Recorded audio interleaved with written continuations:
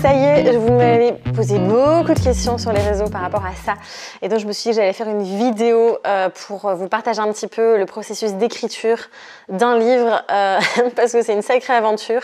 Et donc voilà, je voulais venir vous partager quelques clés. Si vous aussi, vous avez envie d'écrire un livre ou simplement par curiosité de voir un petit peu. En tout cas, je vous partage encore une fois mon expérience, d'accord ? C'est pas une vérité absolue, c'est pas un protocole que tous les écrivains font ou quoi que ce soit. D'ailleurs, c'est pas mon métier, je veux dire, d'écrivain en tant que tel. Ça fait partie maintenant, je suis auteur aussi, mais je veux dire, voilà, on est tous différents. Et je me suis dit que c'était intéressant de venir un petit peu vous partager du coup mon expérience parce que c'est aussi avant tout une expérience créative qui est très enrichissante et qui est très impermanente aussi. Voilà, pour trouver le bon mot. Donc il faut savoir que je vous ai fait une vidéo la semaine dernière où je vous présentais mon premier livre, là que j'ai auto-publié, et qui a finalement été un processus assez fluide parce que j'ai recueilli, entre guillemets, tout ce que j'écris au quotidien sur les réseaux sociaux, etc. Donc ça a été un énorme travail, surtout là, de tri, de sélection, j'ai beaucoup retravaillé, relu, restructuré, etc. Et je pense que j'aurais pu passer encore des journées entières à le faire et à un moment donné, ça sort parce que c'est imparfait et à la fois c'est parfait. Là, ici, on est sur un tout autre processus où j'ai dû écrire le livre de A à Z, entre guillemets. Et ici aussi, je suis avec une maison d'édition. Donc, ça veut dire que j'ai un timing, j'ai une deadline, j'ai des corrections à faire. Il y a une co-création avec l'éditrice aussi, etc. Et donc, c'est pas du tout la même chose.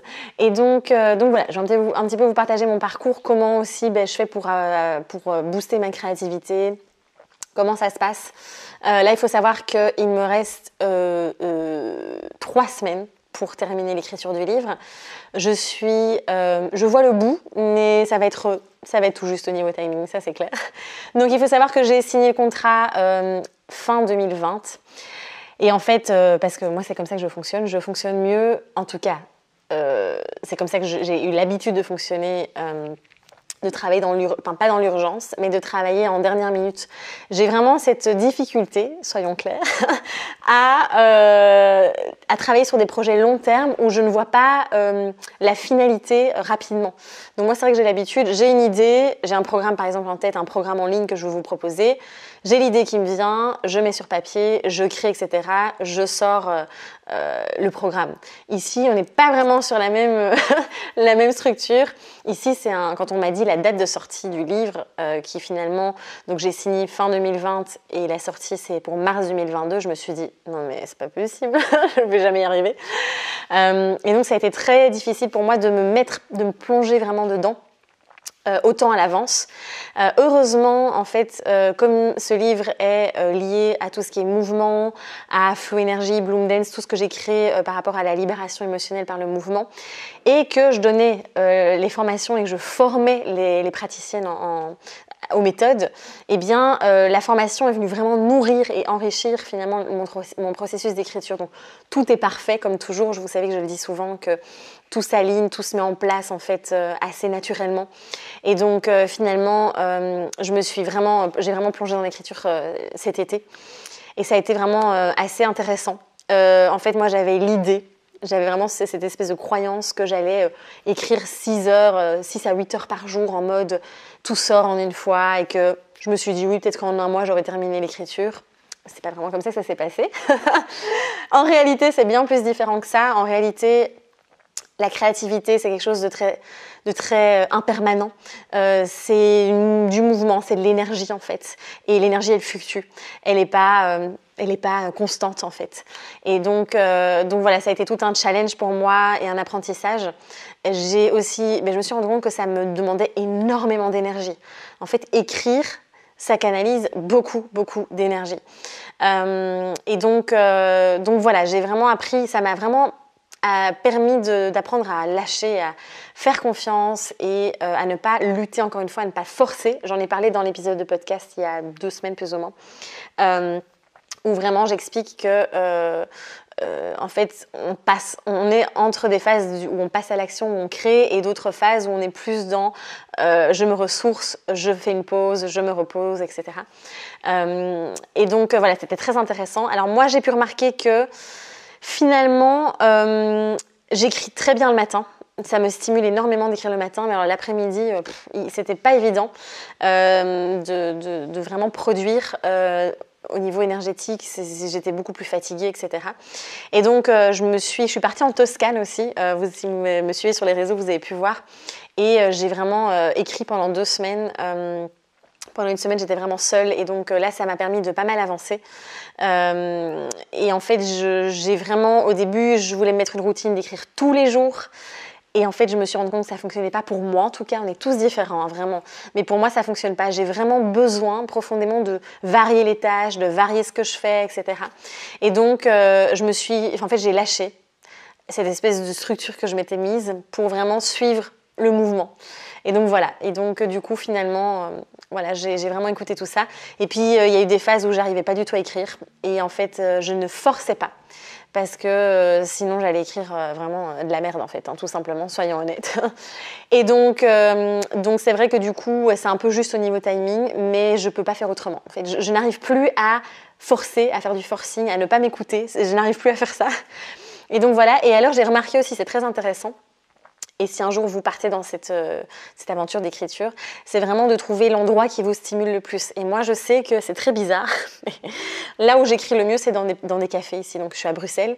Et il y a un café en particulier où je ne sais pas comment expliquer, mais je suis là et j'écris 3 heures non-stop. Et c'est comme si ça coulait sur le clavier. Et je suis lancée. Et vraiment, là, j'arrive à me concentrer. Ça m'inspire, en fait. Et moi, j'ai besoin de mouvement autour de moi. Donc, c'est très intéressant, puisque c'est la thématique du livre, j'ai besoin vraiment de ce mouvement, d'avoir de l'énergie des gens, en fait, me nourrit, m'inspire. Je suis vampire, en fait, je déconne. Mais voilà, ça m'inspire énormément. Et alors évidemment, j'écoute toujours de la musique quand j'écris, enfin très souvent, pas toujours, mais très très souvent. Et ça va être des musiques de films, ça va être Ludovico Einaudi par exemple, ou des musiques sans parole évidemment, et qui vont vraiment venir générer aussi une énergie, une émotion. Par exemple, quand j'ai écrit sur l'énergie yin-yang, eh bien, j'ai mis une musique où on valse entre ces 2 énergies en fait, qui s'entremêlent, et ça m'a énormément inspirée. Donc ça, c'est aussi mon mode de fonctionnement. Et on m'avait demandé sur Instagram comment je fais pour avoir de l'inspiration, pour écrire, comment je fais pour booster ma créativité. Je pense que ça pourra être vraiment le sujet d'une autre vidéo, d'un podcast, parce qu'il y a plein d'outils, plein de clés à mettre en place, et j'en parle dans le livre d'ailleurs, où vraiment je donne des clés pour développer cette créativité aussi, à travers le mouvement. Et en fait, quand j'étais en Toscane toute seule, j'alternais vraiment entre ces moments d'écriture et de danse. Donc je mettais la musique, je dansais, ça m'inspirait énormément. Le fait de remettre du mouvement, ça refaisait circuler l'énergie aussi, donc ça fait recirculer, ça recrée de l'espace finalement pour la créativité aussi. Les conversations, les rencontres, les expériences de vie, évidemment, m'inspirent énormément aussi. Le fait de regarder des vidéos de danse, en tout cas, parce que c'est mathématique, hein, je vous dis ça, mais c'est adapté à plein de choses, mais ça me nourrit énormément aussi. Donc voilà. Après, comme je vous dis, c'est quelque chose d'impermanent, c'est quelque chose qu'on ne contrôle pas, la créativité.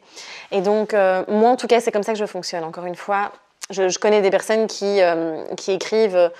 Une fois qu'elles sont dans leur livre, elles vont faire que ça pendant un mois et elles écrivent du matin au soir. Voilà, moi en tout cas, c'est pas comme ça que ça fonctionne.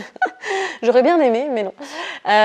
Donc voilà, c'est d'accepter encore une fois chacun, de s'écouter, de voir, voilà, on est tous uniques.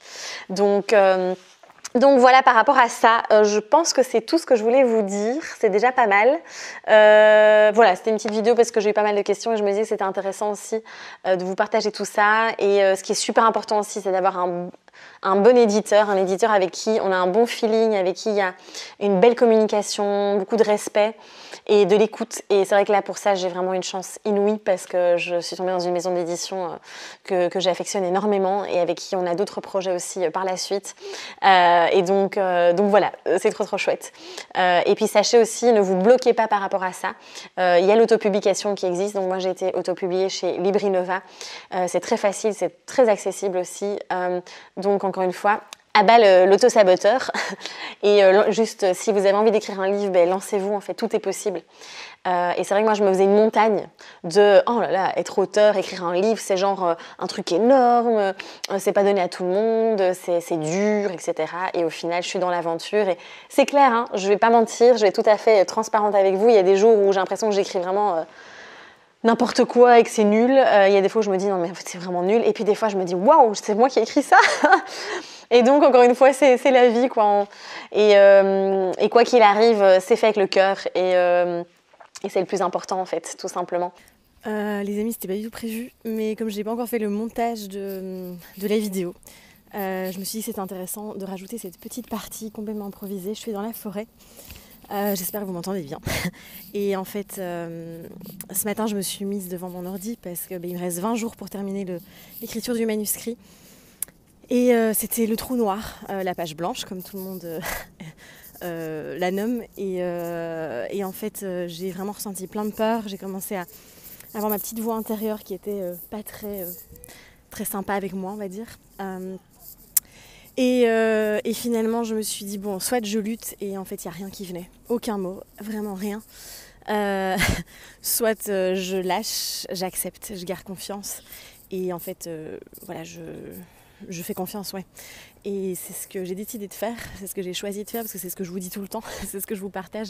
Et donc, voilà, je trouve ça plus cohérent d'incarner le message que je partage. Et donc voilà, là, j'avais vraiment profondément besoin d'aller en forêt, de me connecter à la nature, de créer de l'espace à nouveau, parce qu'au niveau de la créativité, c'était complètement mort. Et c'est ok. Et donc voilà, c'est vraiment le message de cette vidéo, vraiment de vous expliquer que ce processus d'écriture est complètement impermanent en fait. C'est vraiment pas quelque chose qu'on contrôle, qu'on maîtrise. Et c'est vraiment d'accepter cette impermanence, cette espèce de mouvement, cette énergie de la créativité. Et donc voilà, c'était mon petit message aujourd'hui. En tout cas, je vous embrasse fort. Et puis on se dit à très vite.